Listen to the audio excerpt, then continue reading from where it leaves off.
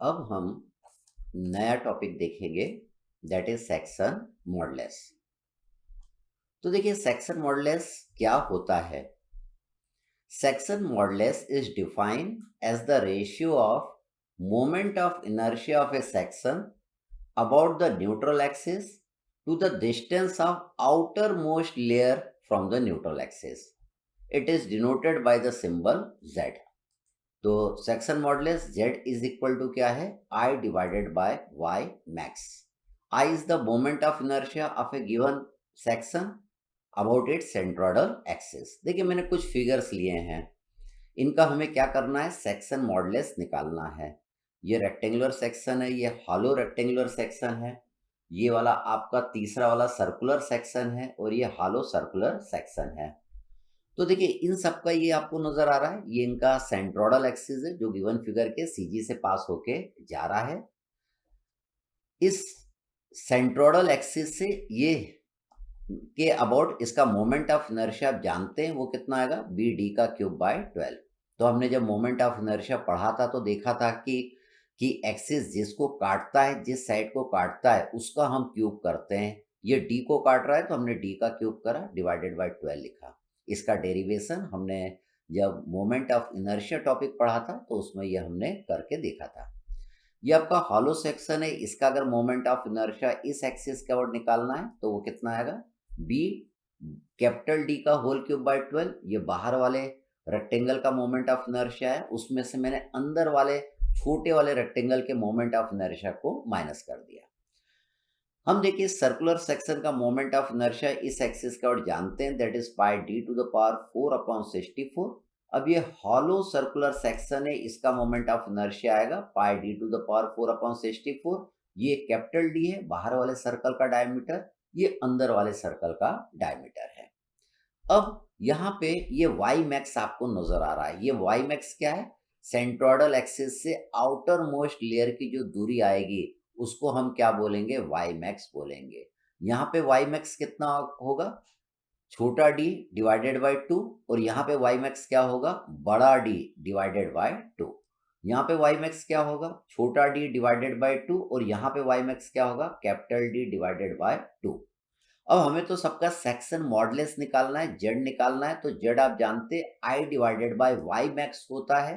तो देखिए यहाँ पे मैंने पहले वाले के लिए I divided by Y max किया।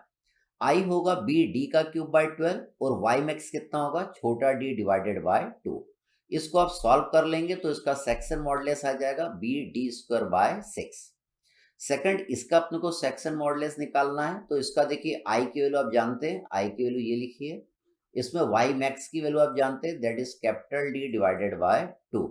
हमने देखिए दोनों को डिवाइड कर दिया, हमने लिखा z is equal to I max divided by 2।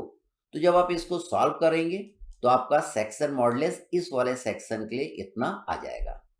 तीसरा इसके लिए निकालना है, तो I divided by Y max हमको करना है। तो आई आप जानते हैं पाई डी टू द पावर 4/64, और वाई मैक्स देखिए डी बाय 2 होगा, तो इसका भी सेक्शन मॉडुलस निकल के आ जाएगा, that is pi D cube by 32। ये आपका हॉलो सर्कुलर सेक्शन है, इसमें भी z निकालना है हमको। तो देखिए z इज इक्वल टू आई इतना है डिवाइडेड बाय वाई मैक्स। इसको जब आप सॉल्व करेंगे तो इसका भी सेक्शन मॉडुलस इतना निकल के आ जाएगा। फिर आगे बढ़ते हैं हम। अब देखिए strength of the section, strength of the section क्या होता है। देखिए the strength of a section means the moment of resistance offered by the section end moment of resistance is given by. देखिए जितना मोमेंट ऑफ रेजिस्टेंस ज्यादा कोई भी section offer करेगा उतना ही उस सेक्शन की स्ट्रेंथ क्या रहेगी, ज्यादा रहेगी। आपको मोमेंट ऑफ रेजिस्टेंस निकालना है। आप बेंडिंग इक्वेशन जानते हैं, m by I equal to sigma by Y. m आपका क्या होता है, मोमेंट ऑफ रेजिस्टेंस होता है। तो सिग्मा इज इक्वल टू आप क्या लिख सकते हैं, m by I into Y.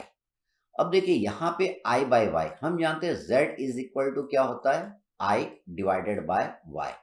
तो ये i है, y को अपन कहाँ ले जा सकते हैं, नीचे ले जा सकते हैं, इसके नीचे ले जा सकते हैं। तो इसमें देखिए बेंडिंग स्ट्रेस सिग्मा की वैल्यू कितनी हो जाएगी, m डिवाइडेड बाय z।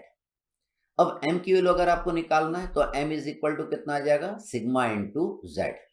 तो the strength of the section means क्या है, the moment of resistance offered by the section, moment of resistance offered by the section. अब मोमेंट ऑफ रेजिस्टेंस किस पे डिपेंड करेगा, सेक्शन मॉडुलस पे depend करेगा। अगर सेक्शन मॉडुलस की वैल्यू ज्यादा है तो मोमेंट ऑफ रेजिस्टेंस की वैल्यू आपको क्या मिलेगी, ज्यादा मिलेगी। ठीक, ये इंपॉर्टेंट है। अगर सेक्शन मॉडुलस की वैल्यू ज्यादा है मतलब आपकी जो भी कोई भी सेक्शन है उसकी स्ट्रेंथ क्या रहेगा, ज्यादा रहेगा। तो देखिए, for a given value of allowable stress the moment of resistance depend upon the section modulus. The section modulus therefore represent the strength of the section. Greater the value of section modulus stronger will be section. जितना section modulus की value ज्यादा रहेगी उतना ही क्या रहेगा, strength ज्यादा रहेगी। देखिए हम जानते हैं, देखिए ये जो आपको बीम नजर आ रहा है, ठीक है, ये आई सेक्शन बीम है। तो हम क्या जानते हैं कि stress is directly proportional to distance from the neutral axis. मतलब आपका क्या रहेगा, जितना भी बेंडिंग स्ट्रेस की वैल्यू आएगी वो आउटर सरफेस पे आपकी ज्यादा आएगी। आउटर सरफेस पे क्या आएगी, बेंडिंग स्ट्रेस की वैल्यू ज्यादा आएगी। न्यूट्रल एक्सिस पे बेंडिंग स्ट्रेस की वैल्यू क्या आएगी, जीरो आएगी। तो अगर आपने क्या करते हैं, आई सेक्शन नहीं बनाते, अगर आप इसको एक रेक्टेंगुलर बीम बना देते हैं, तो रेक्टेंगुलर बीम बना देते तो इतना मटेरियल आपको ज्यादा यूज करना रहता है, यहाँ पे करना पड़ता है और यहाँ पे भी इतना मटेरियल आपको ज्यादा यूज करना पड़ता उस बीम को बनाने के लिए। तो आपको चीज क्या पड़ती, महंगी पड़ती। और यहाँ वाले मटेरियल की तो आपको जरूरत ही नहीं पड़ती। क्यों नहीं पड़ती, क्योंकि बेंडिंग स्ट्रेस की वैल्यू कहाँ पे ज्यादा आ रही है, आउटर मोस्ट सरफेस पे ज्यादा आ रही है। तो हम जनरली क्या करते हैं, उस तरीके का सेक्शन न लेके एक आई सेक्शन बीम को हम ले लेते हैं। उससे हमको चीज क्या पड़ती है, सस्ती भी पड़ती है और वो हल्की भी बन जाती है। अगर आप पूरा यहाँ पे मटेरियल यूज करते तो वो भारी ज्यादा रहती, मटेरियल ज्यादा यूज करते तो आपको महंगी भी पड़ती। जैसे आपने ट्रेन की पटरी देखा है, ट्रेन की पटरी किस शेप में दिखती है, आपको आई शेप की नजर आती है। उसका देखिए ऊपर और नीचे हम मोटा बनाते हैं, बीच में आपका पतला रहता है। ऐसा क्यों, क्योंकि बेंडिंग स्ट्रेस जो मिलेगा मैक्सिमम कहाँ मिलेगा, आउटर मोस्ट सरफेस पे मिलेगा। इसको बियर करने के लिए ये वाला हिस्सा हमको क्या बनाना पड़ेगा, मोटा, ताकि ये बेंडिंग स्ट्रेस को झेल सके। क्योंकि बीच में तो बेंडिंग स्ट्रेस जीरो है, इसलिए इसको हम पतला भी बनाएंगे तब भी आपका चलेगा। ठीक, चलिए इस पे हम प्रॉब्लम देखते हैं।